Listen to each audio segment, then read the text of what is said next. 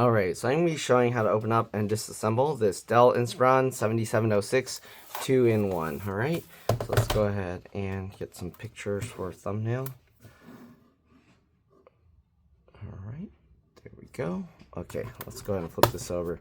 Oh, I think they left. Did they leave it on? The caps lock light is on. Okay, I need to make sure to turn this off first. Okay, if you're going to be opening up the computer, make sure you turn it off first. Okay, let's turn this off. Okay, all right, so it's turning off. We're going to be using a PH0 or JIS0 screwdriver to remove the screws from the bottom. All right, so this is what the bottom looks like. I'm going to flip it over because I prefer working on it with the hinges facing away from me. Okay, so here we go. All right, let's go ahead and remove all the screws. All right, again, PH0 or JS0. All right, hopefully this video helps you guys out. If it does, please make sure to like, comment, subscribe, share my channel with others so that they can learn how to upgrade and repair my devices as well. What am I saying? If this video helps you out, please remember to like and comment. So, my brain's going crazy. Alright, anyways, we're going to remove all the screws, keep them in order. I do that by putting them flat side down like that on my desk in the pattern I remove them. Again, if this video helps you out, please remember to like, comment, and subscribe. And share my channel with others so that they can learn how to upgrade and repair their device as well. And if it helps you save a bunch of money, please consider contributing a little to the channel. Every little bit helps and allows me to continue making these videos for a living. Right? If you can't help out that way, it would help a lot if you could watch a few of my other videos and then like and comment on those as well, because that's what the algorithm likes to see. I also have another channel called It's Been Reviewed and More. Same profile picture, but with the profile picture zoomed in, because it's kind of like a close look at the products and stuff. That's why it's a review channel. All right, and if you don't like the review channel or you don't like this repair channel, I mean, if you don't want to watch the videos but it just helped you or something, yeah, you don't need to click the bell. It would still help me out, and hopefully that won't bother you with a bunch of notifications. Anyways, if you notice the three screws towards the back where the hinges are, they stay attached to the case. And that's by design. That actually helps you pop the cover up. So because because it has these popped up, I was able to like pull on this, you can see, and it popped the clip. I just go on here where the vent is, and then I push with my thumb and pull up. And let's see if we can pull this side as well. Oh, this side's more stuck for some reason. Okay, anyways, we'll push on the hinge and pull out. It looks like the screw kind of stuck itself back in, so make sure to undo it again. You can see this is popping out now. Okay, let's try it again on this side. I'll push on the hinge this time and pull and make sure that it's unscrewed all the way. But this side, for some reason, oh, okay, there we go. I just had to do it harder. There we go, it came out. All right, and then we're gonna work our way down. Usually you kind of have to flex the case in a little bit like this so that the clips pull away. All right, you can see pushing on that kind of helped, and there we go. All right, and then we just wiggle and that came out. Not too bad. All right, it is a little dusty, so let me clean it up real quick and I'll be back. See you guys in a bit. All right, so we dusted it up a little bit. Okay, you can see it's a lot cleaner now. All right, anyways, let's go ahead and take a look. So we're going to be replacing the battery. Shouldn't be too difficult. We'll go ahead and take a close look at the internal components here and go over that. So here's the battery. The battery model number is 3HWPP. Okay, so let's make sure we have the correct replacement. This is the replacement, and yeah, 3HWPP. Okay, 68 watt hour, 68 watt hour. Okay, let's go ahead and remove the screws. So we might have to switch over to a PH1 or JS1 screwdriver. Let's see here. Yep. All right, so we're going to be using a PH1 or JS1 screwdriver to remove the screws holding the battery in place. There are these two, and it says reserved for the base door. What? No, it's not. Okay. On some models, they have like a little metal plate, and then there's screws that go underneath. This model doesn't have that, so don't pay attention to that sign. That's actually incorrect. All right. So we're going to go ahead and remove this screw here. Okay. Is this screw attached to the battery? Okay, this screw is part of the battery, and the replacement battery also comes with it. So there we go. All right, let's disconnect the battery connector here. Sorry, you can probably tell I have a lack of sleep here. Anyways, I'm gonna use my fingernails on the wings of the connector and just wiggle like this. Okay, just keep wiggling, and there you go. It eventually pops out. Be careful with this cable here. You don't want to damage that, or you'll lose trackpad, touchpad functionality. Okay, so now that we got all those out, we should be able to lift the battery up, okay, and then slide it forward. So just like that. And the reason you do that is these little tabs that stick out, they hook into these things here. Okay, we do need to transfer this connector over. So it is held on to the back with some adhesive. So we need to kind of wiggle to get that out past there, and then get as close as you can, grab the adhesive, and then peel that up, okay? If you're wondering, is this tape needed? No, it's not. So if you want, you don't have to stick this on the new one. And actually the adhesive separated from the cable anyways, so I don't know if we'll be able to even put it back. But there we go, okay? And this side of the cable's kind of, there we go. It's also hooked on there, but hooked the other way. We'll go ahead and peel this as well. You can see the adhesive's getting stuck. Also, the metal plate was peeling up. Be careful with that because you don't want the exposed battery pack there. But if you do happen to rip that off, you'll be okay. Just put it back. All right, grab this and then wiggle that like that, and there we go. Separated that from the battery. Here's the new one. The new one has some blue protective stuff on the metal plates. We're going to go ahead and peel that off. But anyways, push this back in. Make sure it goes in all the way. Okay. Try and push as close as you can to where you're pushing on the plastic. Okay. And there we go. Okay, we can go ahead and get this cable back in. So make sure to hold this up out of the way. Get that under there. And then you can go ahead and put the tape over. Again, the tape doesn't really do anything, but it just keeps it so this stays in the grooves. Not really important. All right, let's go ahead and peel this blue stuff off. Not really important either. You can actually leave that blue stuff on, but I'm going to just peel it off so it's like the original battery. Okay, and now to get the battery back in, you just do the opposite. Slide this back in that way at an angle. Make sure these little tabs do hook into place. Okay, if it doesn't, you might have to push it down further or pull it up a little bit just so it lines up. Okay, just like that. And now we can go ahead and put the screws back. So there's this screw here. Okay, and I'll go ahead and go over the components before I plug the battery back in.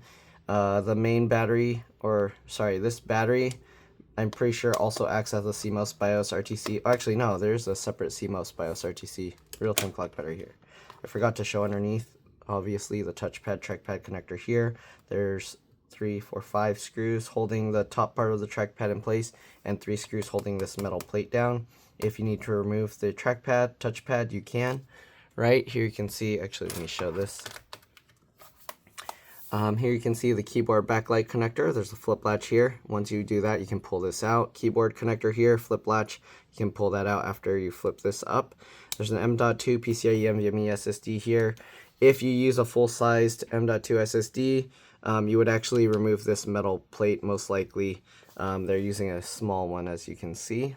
Okay, I'll actually pull that up just so you can see what's underneath here.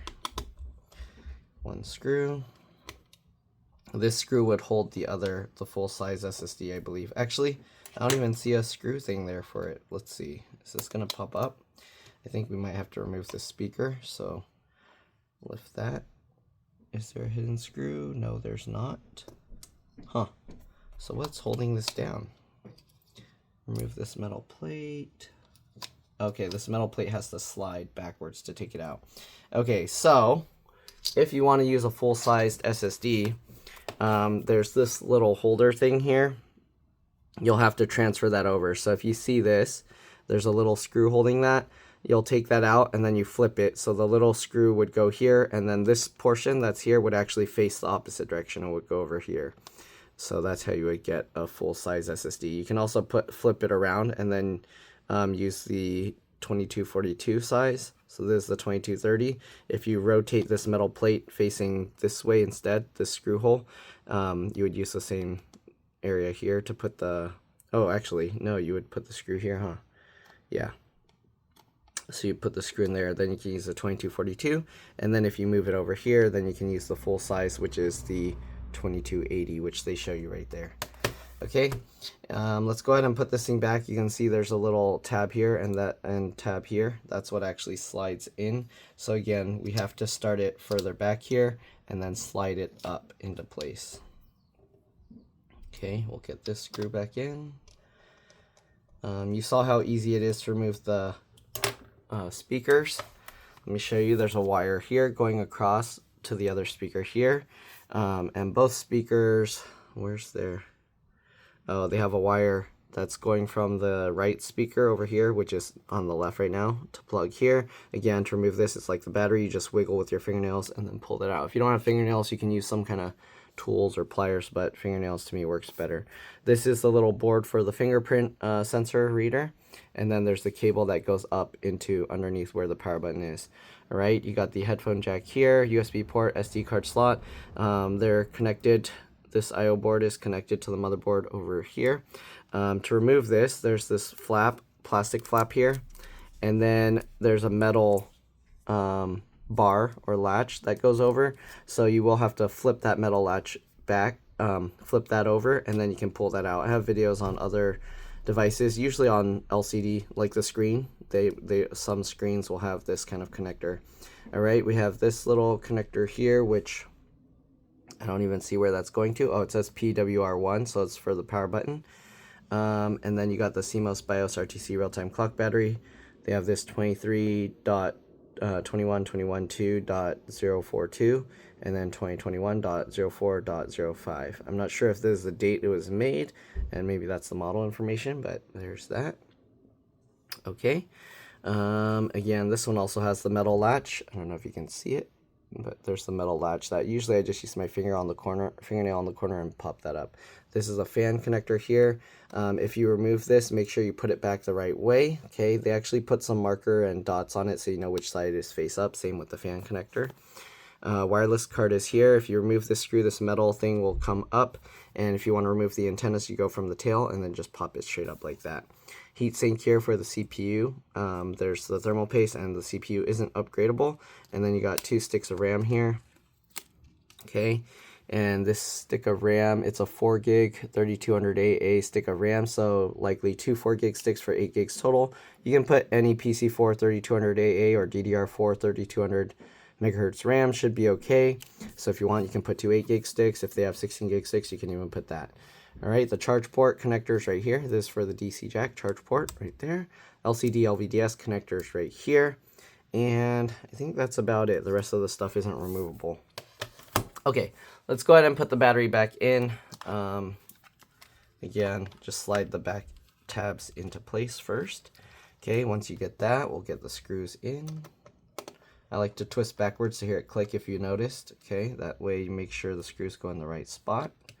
Do the same thing with these screws, and then we should be good to go. We'll plug the battery back in, get the bottom cover back on, and that's pretty much it. All right, so we'll get the battery connector back in here. Make sure that when you plug this in, that the connector goes in straight. You don't want it to go in at an angle, because then you can bend some pins. So make sure when you go to plug this in, you make it go in straight. Okay, like that. And then I like to pinch both pieces together, just like this, to pull it into place. We'll zoom back out. All right, and then we'll get the bottom cover on, but that's pretty much all there is to it. Okay, get the bottom cover. So the bottom cover, it does have these little clips and stuff in it. We're gonna go ahead and install it the opposite way that we took it out. So we start back here, okay, and push the bottom down first, because that's what we took out last. And then we'll go up the sides, click all of that in. Whoa, uh-oh, look at this. It's like this got caught on the side and it's making this pop out. So make sure this kind of goes into the side. It's not wanting to for some reason. Oh, they have a dent in the thing. Okay, so yeah, most people won't have that issue with a dent in theirs. But you can see the dent's preventing this from going in. So I have to bow out the Oops, you don't need to see all the junk all over my desk. So I need to pull up on this and push down here to bow the thing inwards, so it pulls the extra material in. Since the crack is there, it's preventing it from going in normally. But there we go. Okay, looks like it's good now. All right, let's go ahead and get these last few screws in. So, oops, we do have to switch back to the PH0 or JS0 screwdriver. And we're gonna get all these screws in. So you want to twist it backwards again first. You hear it click, and then you can go ahead and tighten it down. Make sure to push back all these clips.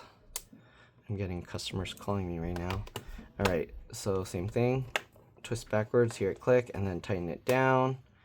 Right, and then the other one here. Twist backwards, hear it click, and then tighten it down. Make sure those other clips go in. Okay, and go ahead and go around and make sure everything else is clipped in right. All right, and then we just get all the rest of the screws in, and that's pretty much all there is to it. Again, hopefully this video helped you guys out. If it did, please make sure to like, comment, subscribe, share my channel with others so that they can learn how to upgrade and repair their devices as well. And if it helps you save a bunch of money, again, please consider contributing a little to the channel. Every little bit helps and allows me to continue making these videos for a living. Again, if you can't help out that way, it would help a lot if you could watch a few of my other videos and then like and comment on those as well, because that's what the algorithm likes to see. I also have another channel called It's Been Reviewed and More. Again, same profile picture, but zoomed in because it's like a close look at products and things like that. So yeah, if you can help me out with going onto that channel, subscribing, and then liking and commenting on some videos, that would really help me out. Right now I'm posting the review videos also to this channel, but as that channel grows, eventually I plan to just only put the reviews and stuff on that channel. So yeah, that would help a lot. If you don't want to see any of the notifications, just don't click the little bell, and yeah, hopefully they won't bother you too much with the notifications. But anyways, we're almost done. We'll go ahead and power it up after we get all these screws in. Hopefully the battery already has some charge in it so we can power it up. And then it's always a good idea to restart your computer one time after hardware changes, so I would recommend doing a restart after. But yeah, that's pretty much it. Let's go ahead and flip this over, power it on, and see what we got. Okay, the caps lock light is turning on, so we should be good to go. All right, we'll wait for it to boot up. All right, and there's the Dell, so we should be good to go. All right, that's pretty much it. Again, thanks for watching, and I'll see you all in the next one. All right, let's drop this. Bye.